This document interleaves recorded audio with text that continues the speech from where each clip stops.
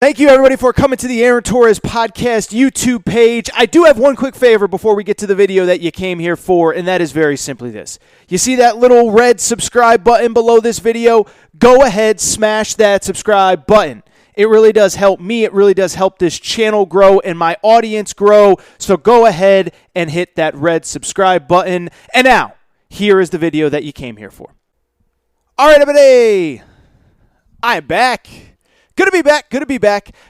Do want to switch gears a little bit, right? So we've spent a lot of time over the last couple days talking USC, UCLA, but that's now done, right? Like there is no turning back. There is no the USC and UCLA are putting out graphics with the Big Ten logo on it. I woke up in Big Ten country here in Los Angeles over the last couple days. So that has happened, and it is not going anywhere. And so what I want to do now is focus on what I think everybody now has turned their attention to, which is what is next for the college sports landscape. And specifically what I want to get into are what I believe to be the two most important, really the only two variables that matter in terms of what happens next in conference realignment. Now look, over the next couple days, you're going to hear all sorts of stuff about all sorts of different scenarios. What does the Big 12 do? Do they try to steal teams from the Pac-12? Does the Pac-12 try to expand? Does the ACC try to somehow grab Pac-12 schools and make an East Coast, West Coast? Here's the bottom line. None of it really matters. No disrespect intended to the San Diego State and Fresno State fans trying to get an invite to the Pac-12. No disrespect to the Texas Tech and Baylor fans hoping to grab a couple of those Pac-12 schools. None of it matters. And one thing I would say before I get into the genesis of what I want to talk about, if you hear of any conversation about all sorts of super conferences, ignore it. There are two super conferences going forward. There are only two conferences that ultimately in the landscape of college sports really are going to matter. They are the SEC and they are the Big Ten. And the bottom line is the Big 12 in a week or a month or a year from now, they might have 20 schools. The Pac-12 might have 20 schools. The ACC might try to expand in some way. But there are only two conferences that are going to matter in the grand scheme of college sports going forward, and that is the SEC and the Big Ten. I hate to say it, but it is the truth. They're going to have the best teams, the biggest brands, the most money. And so what I want to do now is turn my attention to what I believe is next in the realignment shuffle as it pertains to those two mega brands, the Big Ten and the SEC. And as I said a minute ago, there are only really two moves that matter going forward. The first one, the biggest one, and I know some of you are going to roll your eyes. The biggest move that matters right now. What's next for Notre Dame? And I know what some of you are thinking, oh, Notre Dame, they're always so overrated. They stink. If they were in the SEC, they would be the 37th best team. And we only got 16 teams, right? I don't care what you think of Notre Dame on the field, win-loss record, what they do in the playoff. The last time they played Alabama, they lost by this much. Notre Dame is a national brand with a national following, and any conference in America would love to have them. Yes, SEC fans, if Jack Swarbrick, their AD, called Greg Sankey today, the deal would be done by the end of the day. Same with the Big Ten, same with the ACC. So they are the biggest chess piece left. With no disrespect to Clemson, no disrespect to Florida State, there are still other valuable commodities out there. But Notre Dame is the single biggest one, and it is going to be fascinating to see what decision they make going next. Before we get into it, what I would also say is a couple other things as well. One, don't even give me could they join the ACC. They're not going to join the ACC because the money simply doesn't make sense. If they go to a conference, it is going to be the Big Ten, and let me take it a step further. As I just said a minute ago, I believe they are the single biggest linchpin in what is the next round of realignment, and they may be the single only linchpin in what happens in terms of the next round of realignment, and let me explain why.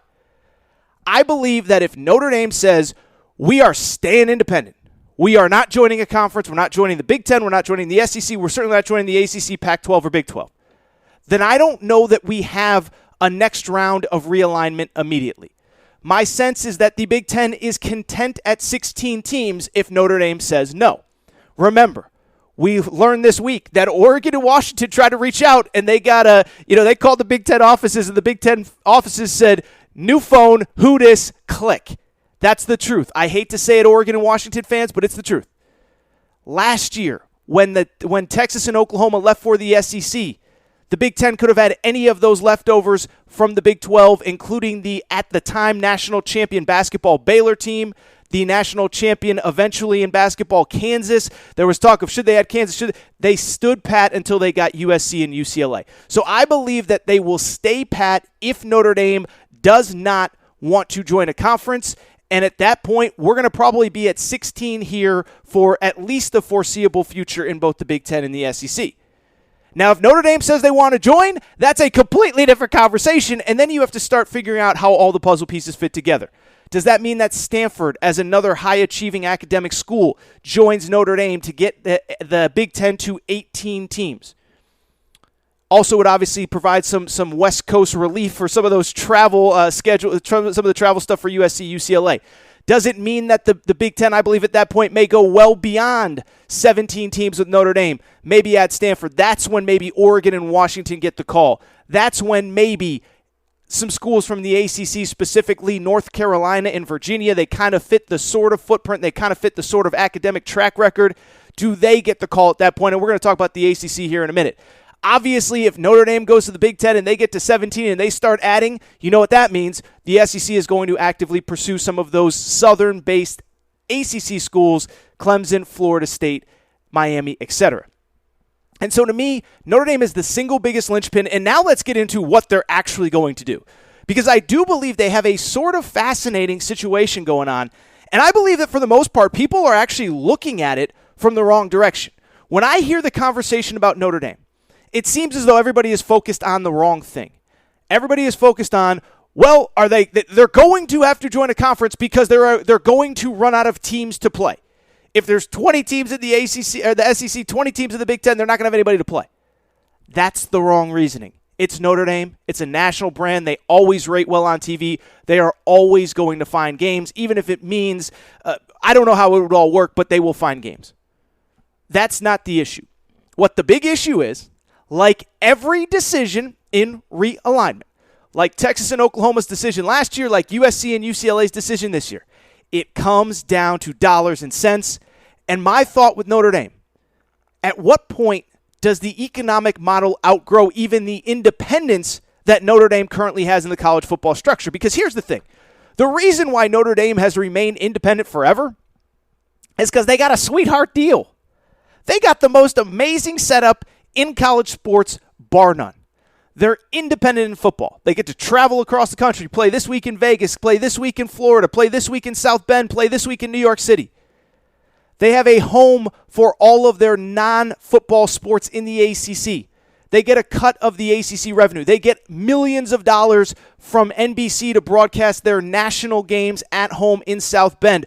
Oh, by the way, their road games are always on national TV because, again, they're a national brand in ESPN, ABC, CBS, Fox. They all want Notre Dame. So Notre Dame has a perfect setup. It doesn't get much better than that. You know, the only equivalent I could think of is you being married and your wife saying, hey, honey, if you want a girlfriend, go ahead and grab a girlfriend. You want a girlfriend or two on the side, go ahead and grab one. Or, honey, go get a boyfriend. You know, for the ladies, maybe the ladies want a boyfriend on the side too. Their husband annoys them. The point I'm trying to make, it's a sweetheart deal. You're getting the best of both worlds. There's the old saying, you have the cake and you eat it too. You can't have both. Notre Dame has both right now. Here is the thing, though, that keeps getting me tripped up as I think about the future of Notre Dame. That sweetheart deal isn't quite as sweetheart anymore. I'm not going to make the analogy of the wife-girlfriend thing, but the sweetheart deal isn't as sweet as it once was, and let me explain why. And I was blown away when I saw this. So Saturday, I'm just doing my thing, and I looked up, what is Notre Dame's TV deal with NBC? Because I'm like, oh, they must be making money hand over fist from NBC. Well, they're making $15 million a year from NBC. Great amount of money for any school, TV money. It's incredible. When you factor in that they obviously make other money from the ACC because the ACC, of course, broadcasts all of their non-football sports, they're raking in a pretty good chunk of change. I tried to find a definitive number on the ACC. I can't find it. I called some people. Nobody seemed to have an answer. Let's call it about $10 to $15 million in addition to the ACC. Let's say that they're making $25 to $30 million a year off the TV contract, one with NBC and one with the other with ESPN ABC as part of the ACC. And I know I'm using a lot of abbreviations here. But let's say they make another 10 from the ACC because they play basketball, women's basketball, etc. in that conference. Let's be nice and round that up to $30 million. Here's the problem with that number. Did you see what the reports are about how much money these conferences are going to bring in when Texas and Oklahoma get to the SEC and USC and UCLA get to the Big Ten? First of all, just right now, just this second, this past year, with no Texas and Oklahoma in the SEC made roughly $54 million per school. The Big Ten, without USC and UCLA, brought in $57 million per school. So Notre Dame is already falling behind. Now they're going to add schools, and the reports are it's going to be somewhere between $75 and $100 million for the Big Ten with their new TV contract, and you know the SEC isn't going to be far behind because of all the big brands that they have there. And so my question with Notre Dame becomes, even if you're making 30, 32, 35 million, which by the way is about what most of these ACC schools are making every year, at what point is even Notre Dame falling behind by not joining a conference? At what point are you financially, you're supposed to be competing with Ohio State and Michigan and USC and Alabama and Texas for national championships, and you're bringing in half of the TV revenue? At what point does it not make sense for Notre Dame? And so to me, I think the single most fascinating, the most interesting thing that should be going on behind the scenes, I have no idea if it is, what should be going on behind the scenes right now, the second that report on Thursday from John Wilner, USC, UCLA went out, if I was running NBC Sports, I would have jumped on the phone with Notre Dame and said, let's rip up that TV contract. Let's get you something new. The TV contract runs through 2025, $15 million a year. I'd rip it up and I'd start over, and I don't know what NBC's financials are. But the idea that you're going to get them at $15 million or even $30 million in the foreseeable future, I just don't see it. I just don't see how that makes sense for Notre Dame. And I know you want to keep your independence and you're different and you're not the same as everybody else. I'm just telling you, though. At what point is the Big Ten and the SEC making so much money that you have no choice but to join? And so to me, listen, I don't think Notre Dame's necessarily in a rush, but I do think that they have some real tough decisions to make going forward. They can't go anywhere till 2025. But after 2025, what are we waiting for?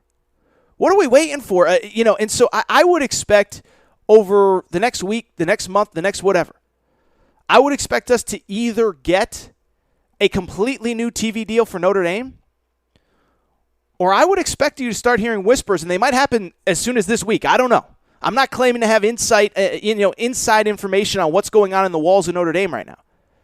But if I had to guess, I do think at some point they join the Big Ten. I really do, because I think at some point it just becomes not sustainable going forward for them to remain an independent. The money that they're leaving on the table by not joining the Big Ten is just too much. By the way, all their big rivals historically are there except right now for Stanford, and maybe Stanford comes as an 18th team. All their rivals, historic, Michigan, Michigan State, Purdue, USC is now a Big Ten rival. Yes, it would be a Big Ten rival. That sounds crazy, but it's the truth. So that's number one. What happens with Notre Dame? Number two of equal interest is the ACC. What happens in the ACC, what can be done, and frankly, what is happening right now behind the scenes. Now, for people who don't follow this stuff religiously, I don't blame you. It's not your job. It's my job to follow this stuff and try to get you the information as best as I can. Well, the ACC, in theory, should be it's pretty airtight that not much can be done. The way their TV structure is set up, they are locked in to their current TV deal till 2036. 2036, and that's the difference right now between the ACC and where the Pac-12 was at. The Pac-12, their TV contract came up in 2024. They were in the middle of negotiations, and the TV contract was coming up, and so those schools are about to be free agents. None of those ACC schools are about to be free agents at all. With that said, though, it doesn't mean that lawyers across that conference are not going through that contract with a fine-tooth comb to see if they can get out of it. Now, I have no idea if they'll be able to. But all I heard out of ACC country this weekend, 4th of July, was those ACC lawyers are working overtime to figure out if there is a way out. Because if there's not, by the way, you can leave before 2036, but you have to pay a hefty fee. I saw upwards of $100 million to get out of that contract. Now, first of all, I do think they are actively trying to get out. And remember, I said this on Thursday's show, and I'll keep saying it. I want to give credit to my buddy Mark Ryan, who works in South Carolina, radio host, did Clemson pre- and post-game, because he said a year ago, Clemson and FSU are trying to get in touch with the SEC. I truly believe that because, of course, they are. Everybody is. Again, this is no disrespect to the ACC. This is no disrespect to the 10 schools remaining in the Pac-12. No disrespect to the Big 12. There is a huge gap between the money that the Big 10 and the SEC are bringing in and the money that everybody else is making and the money that they're going to make going forward. You think the gap is big now. Give it another 5, 6, 7 years. And so, of course, Clemson, Florida State, Miami, North Carolina, Duke, whoever. By the way, Oregon, Washington, Stanford on the West Coast. Of course they want to get into one of those leagues because they don't want to fall behind.